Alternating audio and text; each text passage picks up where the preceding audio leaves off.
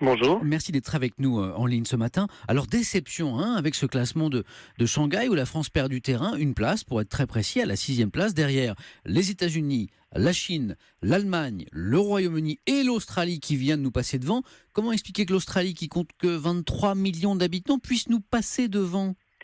Parce qu'elle a de très grandes universités et que Hmm. ce classement privilégie les universités de très grande taille, à la différence des universités françaises qui sont plutôt au niveau international de taille moyenne, en nombre d'étudiants. Mais justement, je crois qu'un processus de regroupement des universités françaises est en cours. C'est ce que nous cherchons à faire. Le tissu des grandes universités, des grandes écoles françaises est d'abord séparé en deux. Il y a d'un côté des universités, de l'autre des grandes écoles. Oui.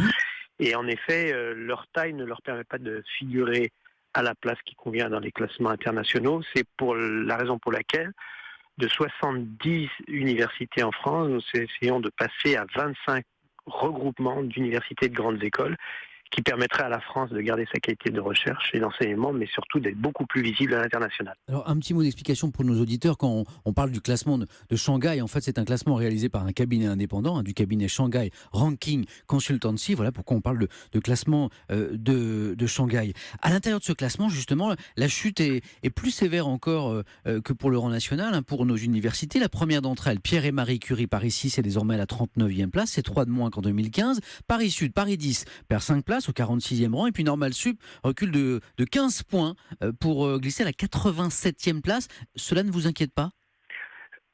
Non, parce que ce classement est très particulier Oui. et assez inadapté à l'université française. Il y a d'autres classements dans lesquels nous sommes à la première place mondiale. Je pense par exemple au classement Reuters des organismes de recherche où le CNRS est le premier au monde. Mais qui Quelle est sont la peut-être raison de moins tout ça? diffusés dans le monde, ces autres classements dont vous Non, parlez, non? non, il y a en gros une dizaine de classements. Il y en a 4 ou 5 qui comptent vraiment, qui sont regardés par les professionnels. Oui. Et le classement de Shanghai, probablement parce qu'il se situe en plein milieu de l'été, période à laquelle l'information n'est pas toujours très dense, a en effet un peu plus d'écho que les autres. Mais les professionnels savent s'y retrouver. Très, très concrètement, qu'est-ce qui se passe avec ce classement? Premièrement, vous avez un classement qui concerne principalement les sciences dures, c'est-à-dire la physique, la chimie, Oui.